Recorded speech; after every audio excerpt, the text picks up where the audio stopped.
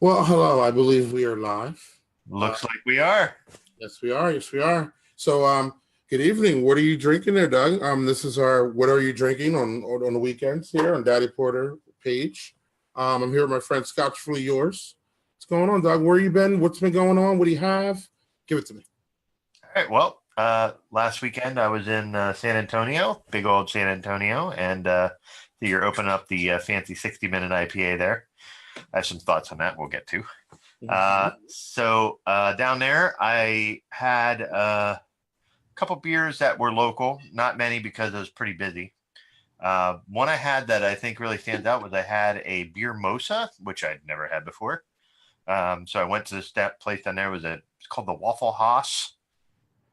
Okay. And so basically, it's like a Berliner Weiss by Karabach. Karabach. I'm not sure how to pronounce it. Karabach. Okay. And then you pour in like a third of the beer, and then you pour in 2/3 orange juice, and you just go to town on it. It's delicious. So you opened a 60-minute IPA, but I'm gonna start with something I've never had that I've always wanted to have and try. The old Firestone Walker Velvet Merkin. Apologize for it being backwards there for you folks. But the bourbon barrel aged oatmeal stout.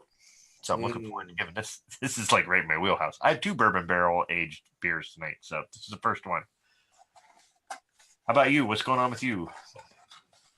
Oh, nothing. I missed my first dad too in 5 years or 4 years. So Yeah, I know we missed you, man. it was good, man. It was good to see what you guys were up to.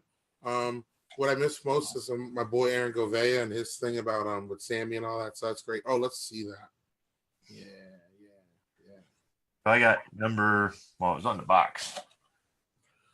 Number Fire. 6. 006. Apparently, it's a pretty early one. Wow. We're not good enough for Firestone Walker here in Wisconsin yet, so we're working on it though. Well, hopefully you guys get that soon. So, also, I'd like to shout out to my brother-in-law for getting me a bottle opener that is made from a Buffalo Trace bourbon barrel. That's the handle. So, how cool is that? That is very cool. All right, very so cool. we're gonna So open this puppy up. open up this bad boy. How long have you had that boy? Oh boy, that smells delicious. I'll pour that into this guy.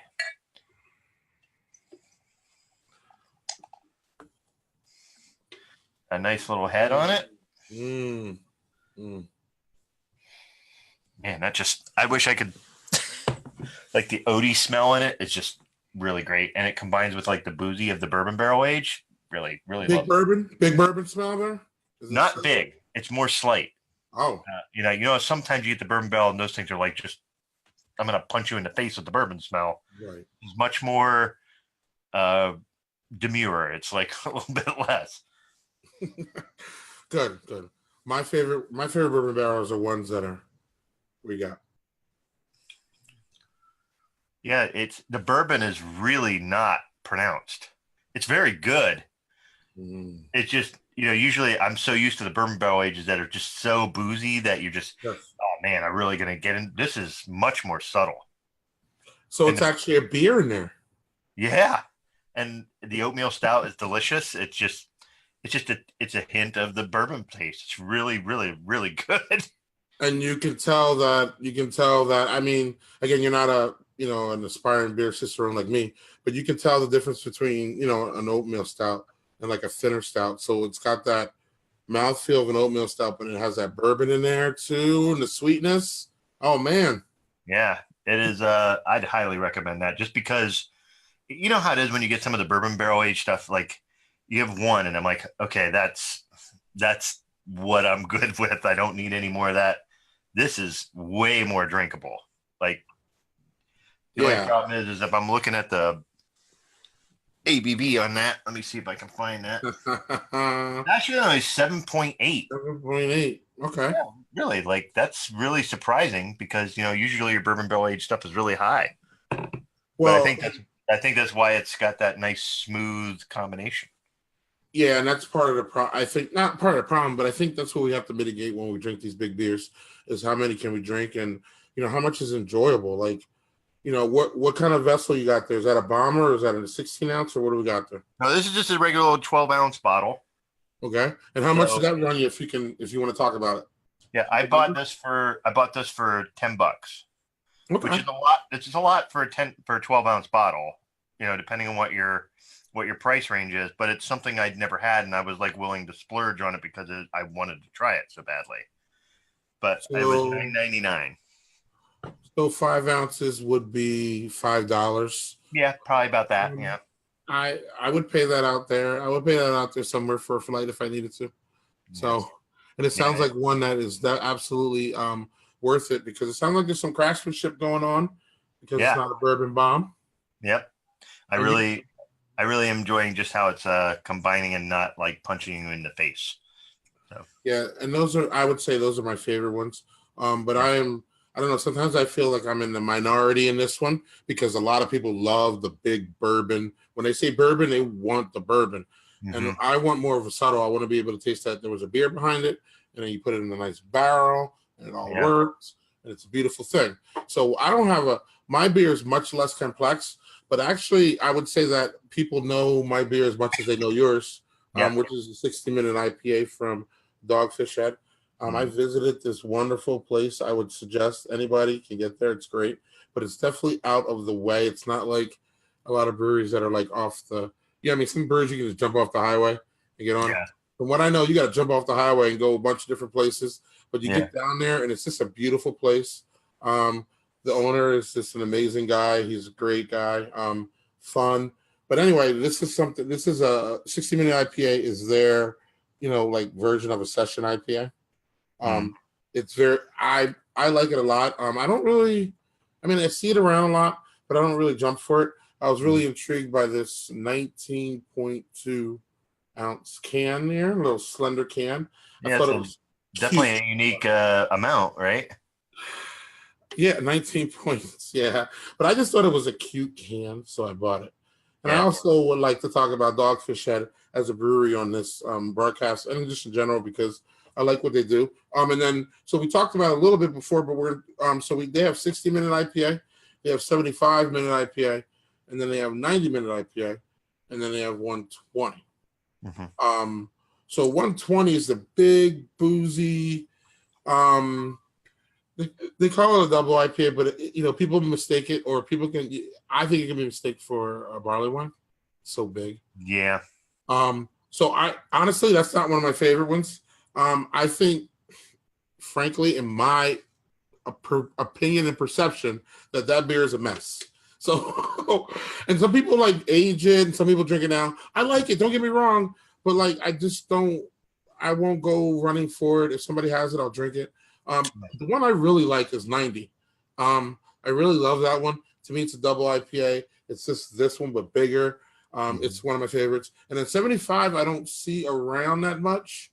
And then this one you see around a lot. Yes. So I like how you were holding it lovingly. it's so nice. And Oh. it's more like me loving Dogfish Head too. I love the whole. Again, I don't like all of the beers, and I don't think anybody's meant to like all their beers. I don't know if you were familiar with them, but they make Yeah, I get crazy a ton of beers. them where I am. So there's Yeah, some of they the make beers they make that crazy are beers. just really nifty, and other ones you're just like, yeah, no, not my thing. Right, and I think that's what Sam goes for. I think that's what they're going for. They're going for just put it out there and all that. So you're familiar with Dogfish Head, and we know your history a little bit, but we need to hear about it more about with IPA. So where are you at with Well, I've had all of those. I've had the 60, the 75, the 90, and the 120. And I agree that with your assessment, like the 120 definitely feels way more like a barley wine than it does a Deepa. But I will say the couple of times I've found the 75-minute, I actually enjoyed that more than the 90 or the 60. Okay. Although you're right, it is the times I've had it, I've been at a place they had it in like a firkin. Like it was not like I had it where I had it in a can or a bottle. That's not fair. That's not fair. Yeah, and I was just like, so maybe that's why that I enjoyed it more because it was fresh out of a keg. But both times I had it, I was like, okay, that I can roll with. But if I'm gonna go, I'd be more inclined for something like the 60-minute versus the 90, just because of my kind of distaste for IPAs at times, but like I'd be much more inclined towards the 60 than the 90. Yeah, and I had Founders All Day IPA recently, and this one, and I remember Founders being a little bit more crisp and a little bit more bitey for a session. But this is, I mean, again, for session IPAs, you want your hops, but you also want it to be a little bit, this is a little high for the session, 6%.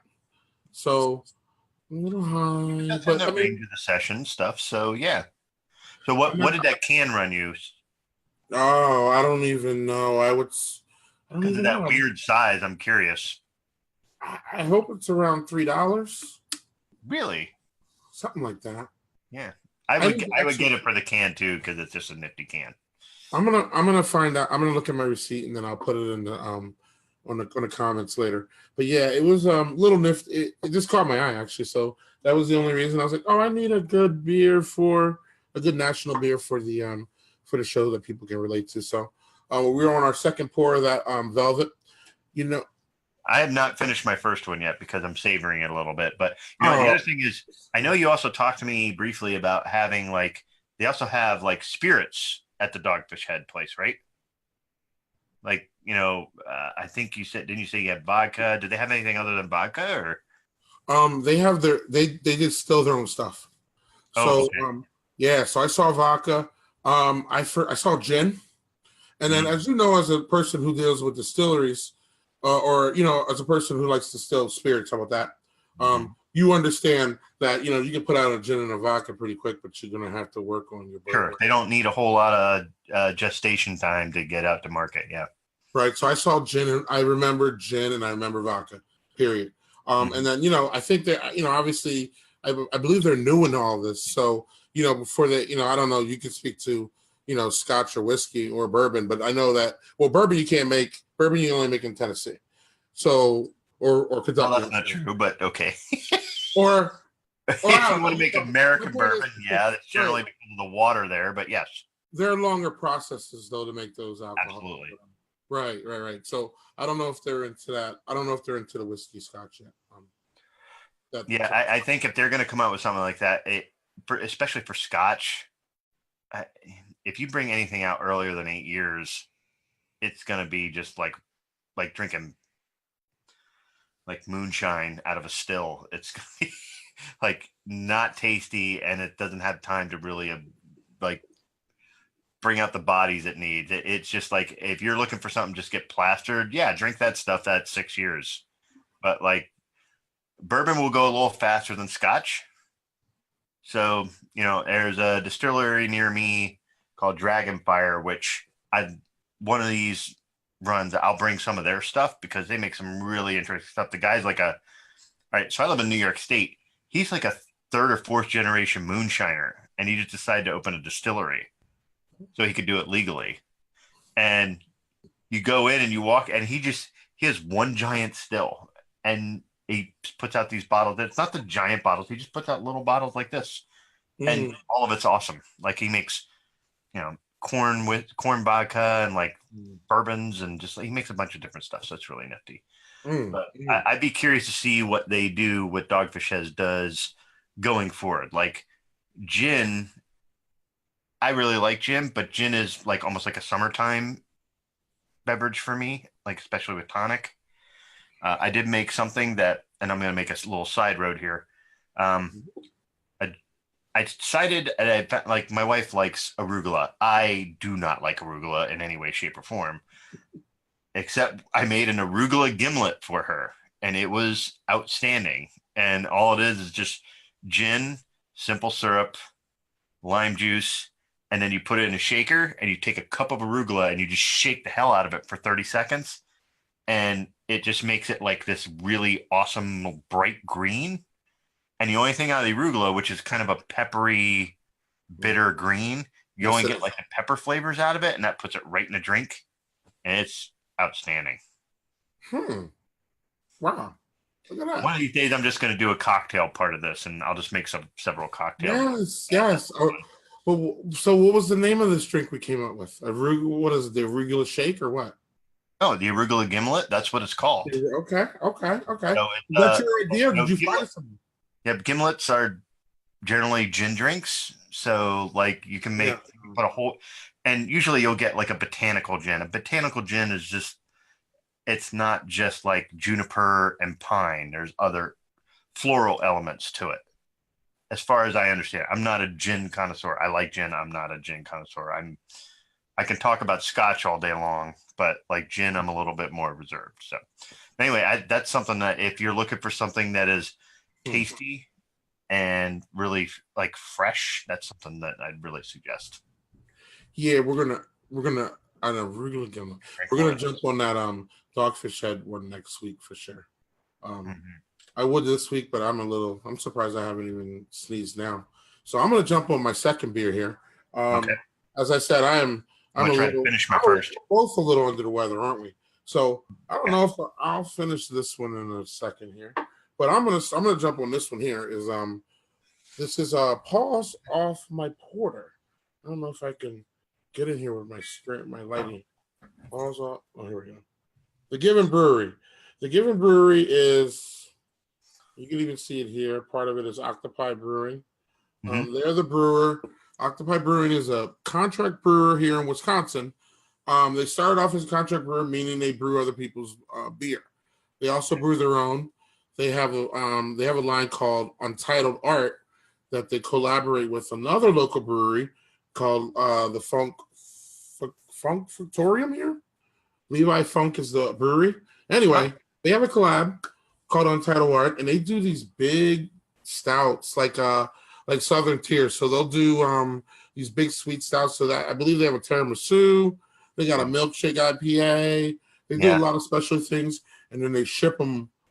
They ship them nationwide. And the reason I say that is because I was in Orlando last fall, and I went to the first brewery I went to was called Half Barrel, and they were a small little brewery. And he's like, I only do half barrel batches, and they go in a second. I just put them out there, and then people come and get them. So he had a nice guest list, and the first guest list was Untitled Art, and I was laughing because I was like, that's the closest brewery to my house in Wisconsin, and they're all down there, and they're like, Untitled Art is the bomb. And I'm like, Untitled Art, it's good. Don't get me wrong. But, it's one of those things like, people in Philly, they take advantage of the Philly, that they have Philly cheesesteaks, and then I don't. So then, you know what I mean? They're like, oh, Philly cheesesteaks, who cares? And I'm like, a Philly cheesesteak? So it's kind of like the same thing. Like, Untitled Art's right down the street from me. And I'm like, oh, yeah, they're good, and I like them. But people in Florida were like, that's really good shit. So the point is that these guys do a whole bunch of different things, Octopi Brewing. And one of the things they do is they have a charity line called the Giving Brewery. And what they do is, I believe all the proceeds or most of the proceeds go to a charity. This charity here is Fetch Wisconsin Rescue, making Fetch happen, rescuing and rehabilitating at-home at-risk dogs. So, that's cool. Yeah, and then they also do a bunch of charities during the year. They do a bunch of what do they call them? Paw charities, and they have dogs out there and everything. So it's really a good thing. So combine a porter with a charity, and I'm in. So there you go. That's nice. Oh, look how dark that is. That's lovely. Yeah, and then this is the glass here. You can see it's kind of unique glass. That's their original. They first started as Third Sign. Third Sign. And then they went to Octopi. So that's a little bit about that. They got there's a whole bunch. I could seriously talk a half an hour about this brewery, about the different things that they're in, the things that they do. They're the closest brewery to my house. So they're fantastic. So look at that. Ooh. Yeah. This looks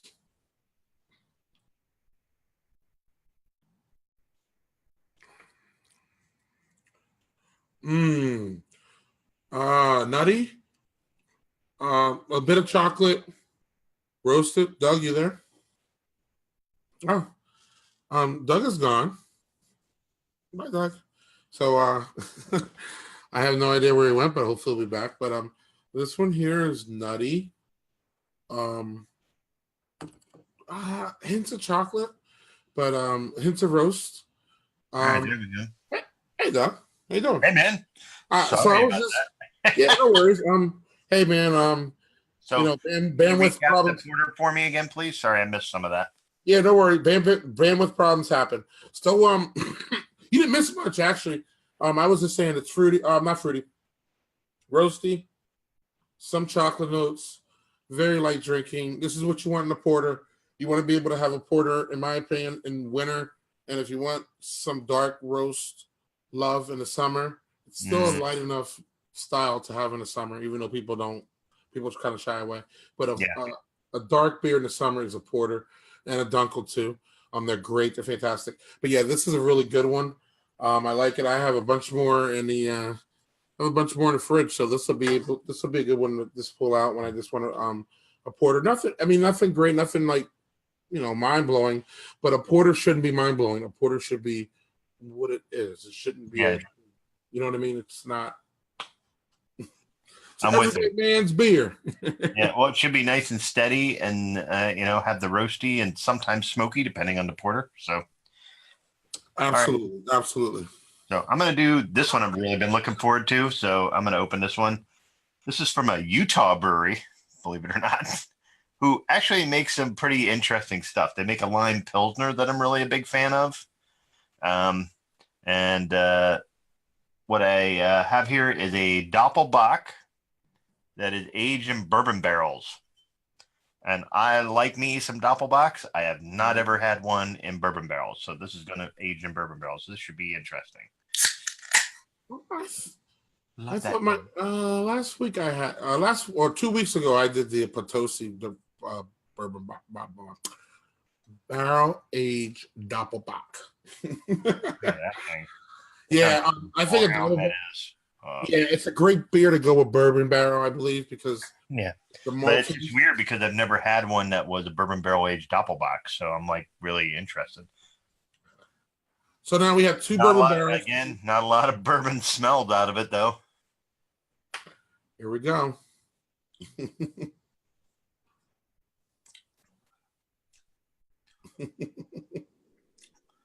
I almost get no bourbon taste out of it until the very end.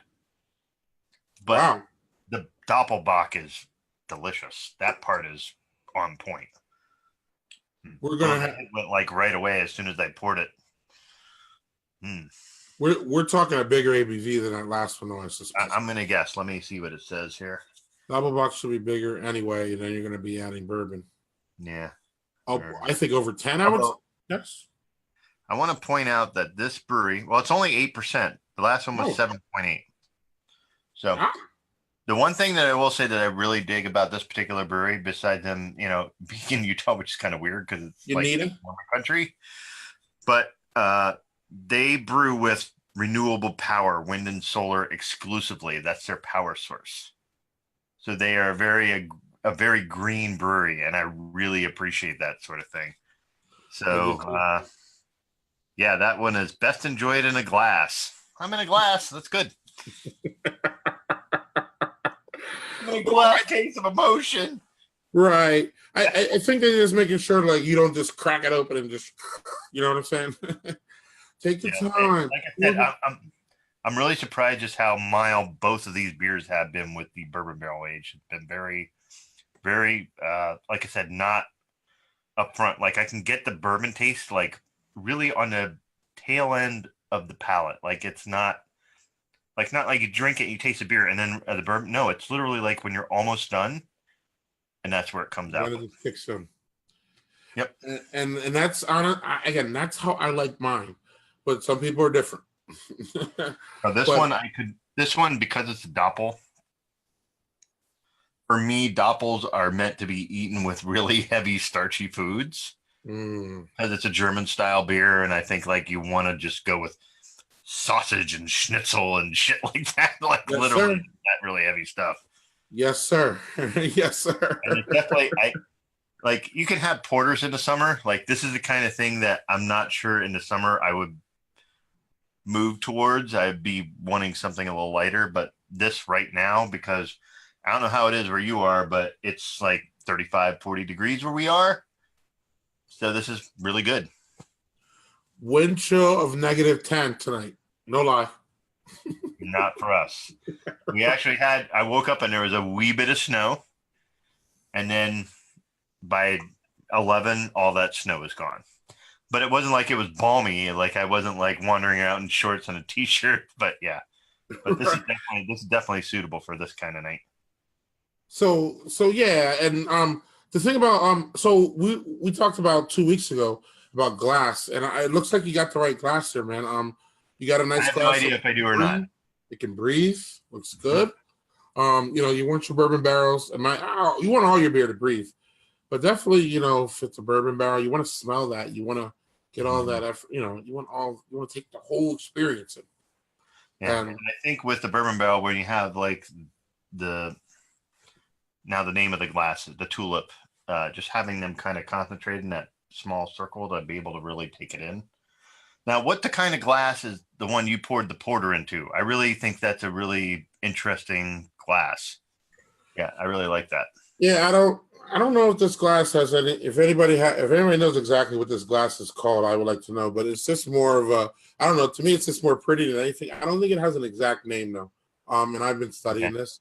But the point is to make sure that you give some room for the air to reach the beer, and so the beer can breathe and you can have a nice head. But yeah, it's pretty though, isn't it?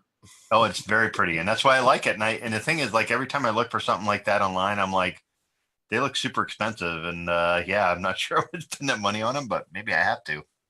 Yeah, and I like it. See, there's a whole bunch of thing with glass and beer.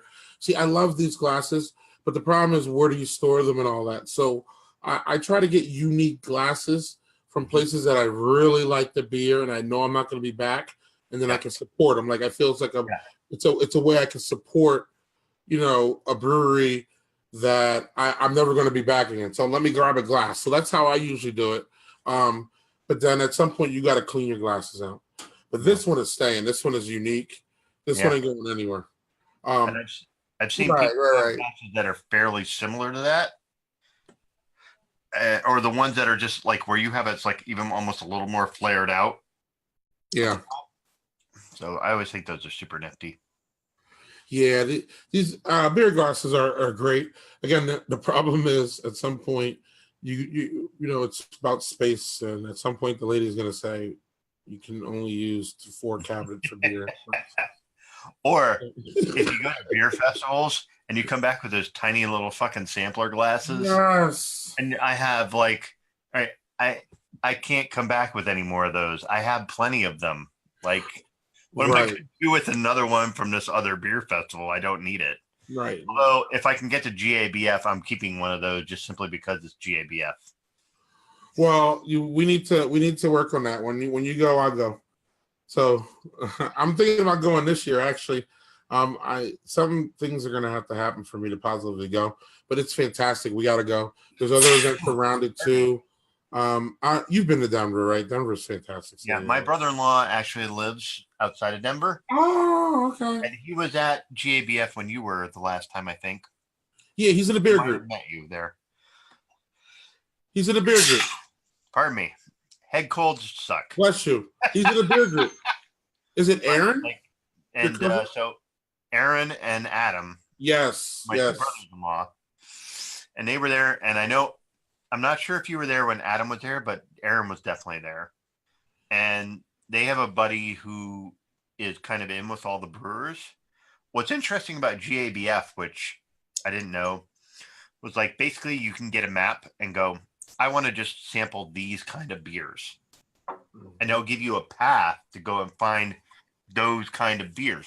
If you're into IPAs, great. Here's these IPAs. If you want Northeast IPAs, here's this path.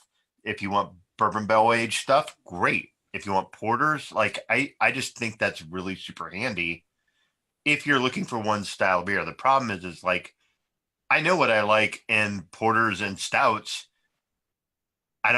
Because I'm not a huge IPA fan, I might want to try some stuff. Like last week or 2 weeks ago, I had that creamsicle IPA that was like just awesome. And I was like, that's the kind of stuff I want to find. I want to find shit I don't normally drink.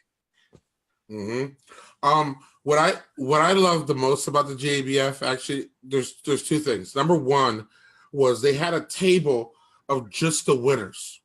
Oh, that's cool. So yeah, and I just hung around there, man. I was just like, because these beers are good because they won. So then I was just like, and then you could just pick any style and just go around, and they were just, it was just, I stood there for the longest time, and I had the greatest time actually, because again, I knew that what I was going to be selecting was going to be good versus the style, So like that was a good way. And number two, they have an event called Paired, where they pair beer and food.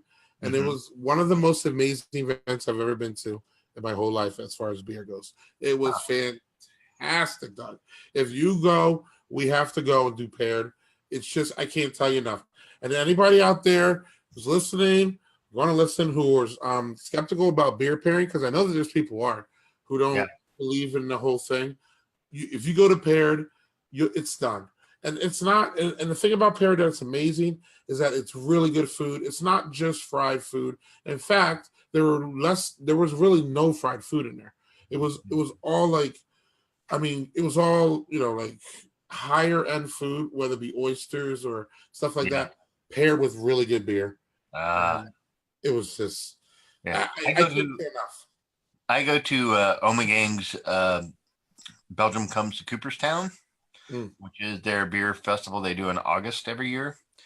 And I can't vouch for that enough. And the thing is if you can volunteer and work for 4 hours, 5 at the most, you can stay there for free and go get all the beer samples for free. So if you're someone who can camp out, bring a freaking tent, bring an inflatable bed, which I have to do because I'm old and my body doesn't like sleeping on the ground. Right. I don't do that camping. Yeah, it's dude, I have to get you out here for that because I think you would enjoy the shit out of that. Where is it? It's usually in the first week of August. Okay. And it's 70 miles from my house. It's not far. So I go up Friday, I work Friday, and then Saturday and Sunday.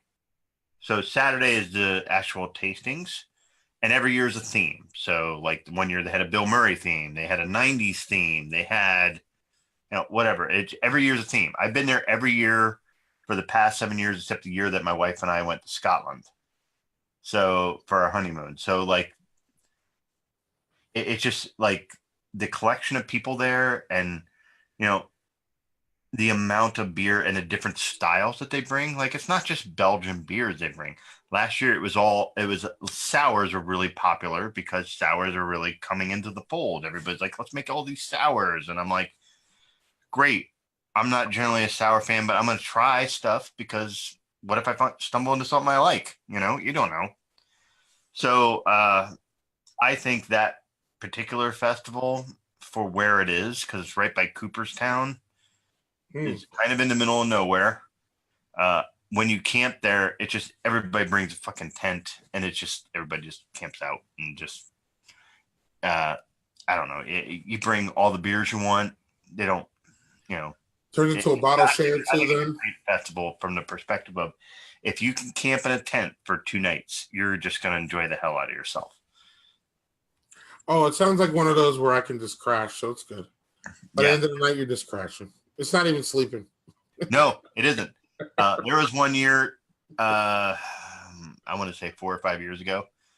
I called my wife and I will say I was not sober. And I was talking to her and says, "Oh, they're shooting fireworks." And then I left and I said, "I got to go." And I just went and watched fireworks. It's just, they put on a fabulous event and they have entertainment, like they have bands, and it's just really great. I think that's something that if you can make it out here, man, I got a place for you to stay the night before we go, and then we'll just fucking get a tent and fucking go to town. My early August this year is booked, but we can talk 2020 for sure. Okay. Any kind of weird beer, any kind of different beer events, man, I'm looking to take it all in and to learn and to drink different beer, as you already know. Yeah. Plus, I got to show you some of the beer places around here. Well, yeah, and here's a little. No one's. I don't think anybody's listening, but people will listen later. But little teases that I'm producing a show called Daddy Porter Around the World, where I Okay. talk to people in different beer regions about what's going on in their area. So where exactly are you, and what area do you quote cover as far as like where do you roam as far as beer goes? Well, I live in outside of Binghamton, New York, and I'm about an hour ish from the Finger Lakes, and I'm going to tell you, there's a bunch of breweries there, lots of distilleries. Where I am within a 10-mile radius is 7 or 8 microbreweries. So just there's a moderately healthy culture for it. So I have places to explore if you ever want me to do reviews or show you the beers they have or Yes, whatever. sir. Yes, sir. On top of, again, if you're my beer friend, I'm gonna try to crash on your sofa at some point and try to come and drink your local beers for sure. So Yeah. I give that this disclaimer to all my beer friends. Sorry, you're gonna be asked. You can say no, it's great, but you're gonna be asked. Well, that is an open invite, sir. So you are welcome anytime. We actually have a couch out of our sectional that pulls out into a bed. So you are all set coming That here. would be amazing because I kind of a cheap date. I just need a couple flights and I'll crash like nothing. Yeah. But no, man, that's great. And like I said, I'm gonna want to talk to you as far as this goes on Daddy Porter Around the World, because I want to know what's going on in everybody's area. Because again, to me, the best beer nobody knows about because only you know about it and only I know about it. Only I know about Untitled Art and Octopi and the stuff that goes on here, and you can't have any of that love. So I would like to be able to share what everybody else is having because the best beer is local. I couldn't agree more. So yeah, I'm down for all that. I'm here for it. So we should wrap it up, man. So do you want to give a quick recap of where we're at? Which ones? Okay, so we had two. You had two bourbon barrels this week. So is there one you favor over the other? Can we? Yeah. Can we This go there was the Velvet Merkin, and I'm gonna really highly recommend that just because of it's again, both beers I had were not really super bourbon front. They were very, very much on the back end. Or actually in the case of the Doppelbock, which I'll get to, was not even on the back end. It was just kind of interdispersed, like very subtle. The good thing about the Velvet Merkin is you have the oatmeal stout flavor, which is a really small hint of the bourbon at the very end. Doppelbock is just, God, I love those things. So it's like right in my wheelhouse. And that one is from Uinita, and I'm probably mispronouncing that, but it is a brewery out of Utah. They make some really interesting stuff. Considering they're in a state that is not really favorable to breweries, to say the least. Yeah. So if you can get any of their stuff anywhere, I recommend getting them, just trying them, because while they're not like way out on the fringe of trying weird stuff, the stuff they make is super solid. So even if it's not something you're really, oh man, I have to have this. I will say their lime pilsner, I would say, is something I have to have. That is a really good summer beer. So when summer comes around, I'll bring that out, because that is really good beer. All right, how about you, man? Let's review what you had. So I had everybody knows, or a lot of craft beer people know about our Dogfish at 60 minute IPA. So I won't belabor that one. And then this one is a local one from the same people who do Untitled Art, have a Giving Brewery little porter here for charity. So it was really good. I would have to actually favor the porter, of course. Sorry. Yeah. Over the IPA if I had to. But obviously this is a solid IPA. Everybody knows it. If you don't have an opinion about this one, go out right now and get it. It's one that you should at least try as a craft beer guy. This one, unless you're in Madison, you ain't going to be able to have it. But if you are in Madison, it's worth a little try for sure. Yeah. So excellent, man. We will be seeing you really soon. Like next week. Yeah. I'm gonna be bringing that Dogfish Head I'm gonna be bringing that Dogfish Head vodka right out of my. So part of this, I think, right out of my beer fridge. Part of this, I think, part of our theme should be rescuing the best beers out of our beer fridge. That's a good one. I have a few that I can rescue out of there right now. Right, that's what I'm saying. Because we get on for what 30 minutes or 40 minutes here, and we only usually go through 2. Maybe one day we'll do like a speed one. We'll go through 3 or something. But my point is, I can't rescue them all in one sitting. No, it's like going to like a shelter and being like, I want to rescue all these dogs, but yeah, I only have so much, so I can't do all that. I love that analogy. That was great.